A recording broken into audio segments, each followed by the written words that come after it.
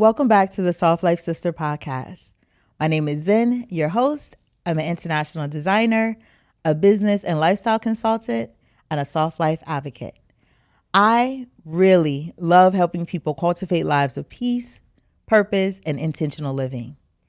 This is part 2 of a talk about soft life in business and how even if you're an entrepreneur or you're climbing a corporate ladder, you can also live a soft life as well.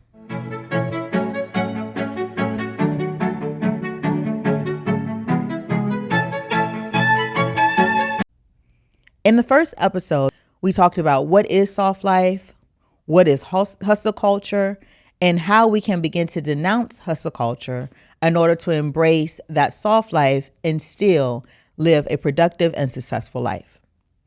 In this episode, we're going to dive a little bit deeper into some of those techniques and ideas that you can actually apply every day in order to make sure you're still living a soft life that can still bring success and joy in business.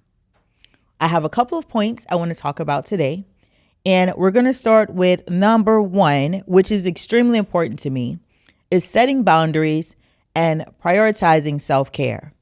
Now, in everyday life, we talk about setting boundaries with friends, family, in relationships, and that's extremely important to make sure that you are setting those healthy boundaries to make sure you're putting yourself first in your everyday life. But how does that look in business? When you're setting healthy boundaries in business, it's going to be a little bit different because you're actually doing this to yourself. So there's an important shift in creating a work-life balance. You may be used to working, or we are used to working long hours because the longer you work, the harder you work, the more results you'll see. That's what we've been told. But that's not actually true. It's proven that each person has certain times of the day when they're most effective. You may be a morning person. And if that's the case, if you're a morning person, do a lot of your work in the morning, and at night, take a break, take it easy, have a glass of wine, watch your favorite TV show. But don't force yourself to do too much in the hours where your body and your mind is not responding, because at that point, you're just being busy. On the opposite side, you may be a night owl. And in those cases, let the morning be the time when you're a little lazy. You take your time with your coffee, enjoy a great breakfast, but you may work great till 3 a.m. in the morning. That's what's great for you. And understand the soft life is not a cookie cutter idea of you need to do this, that, and this. No way, shape, or form does that equal to a life of ease for you. You have to decide, and you have to really choose to think about what are the best times to be most effective in business. When we're prioritizing self-care, we're also taking time out from our busy schedule to still schedule things that will bring us joy and peace.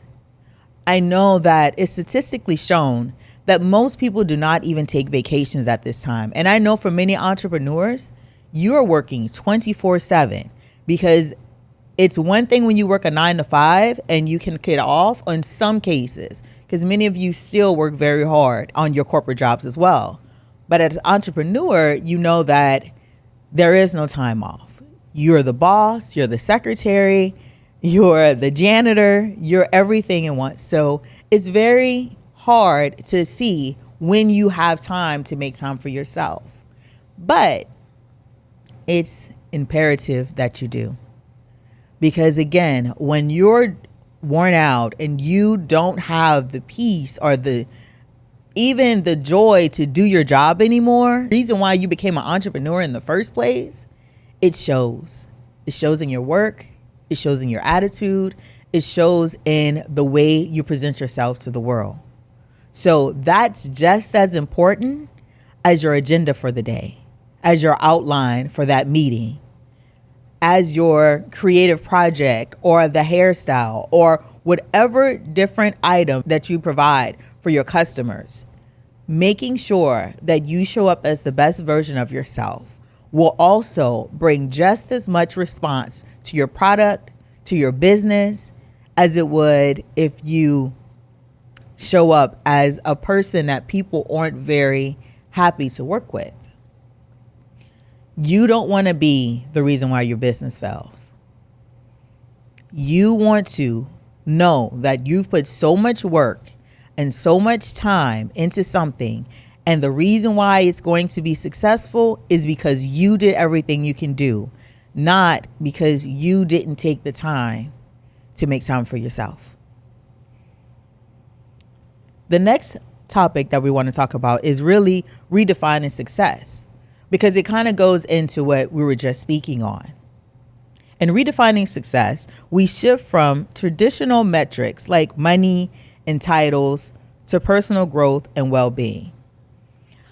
I know some of you may be asking, that's easy for you to say when you say your titles at the beginning of your podcast, and you can say that very proud and boldly, and now you're operating in a place of self-care and self-love.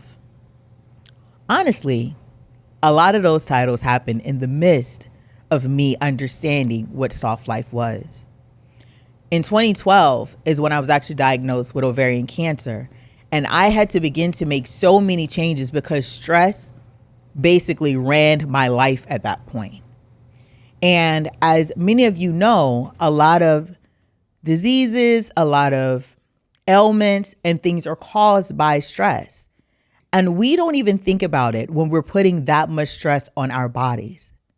I began to make lifestyle changes, health changes in order to create more space for peace in my life.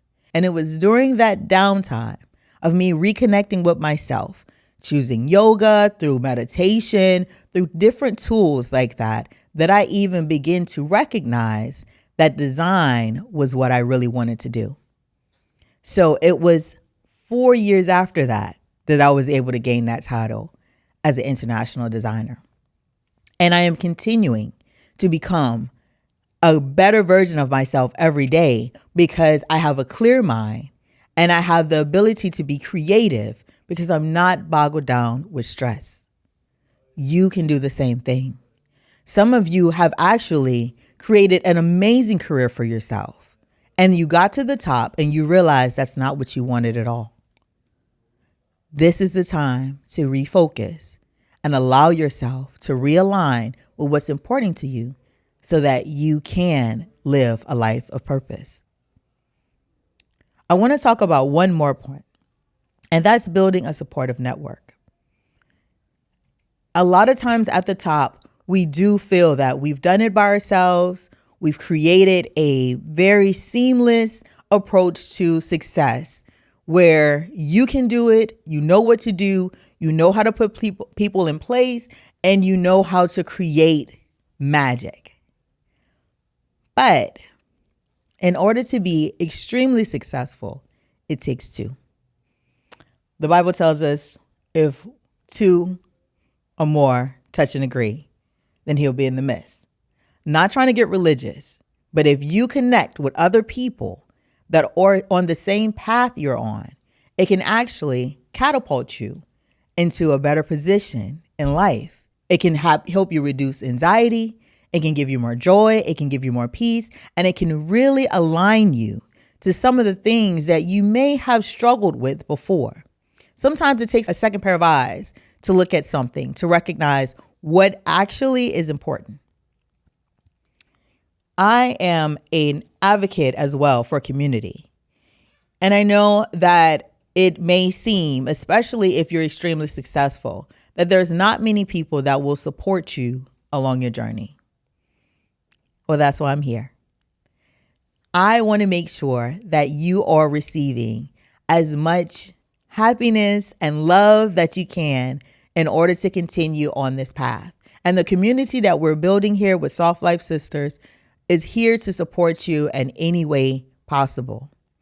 Please, even if you're interacting with the videos on YouTube or with the podcast on Spotify, Apple, or wherever you're able to connect with us, leave comments, send us DMs, make sure you email us, whatever needs to happen so that you're connected with us on another level.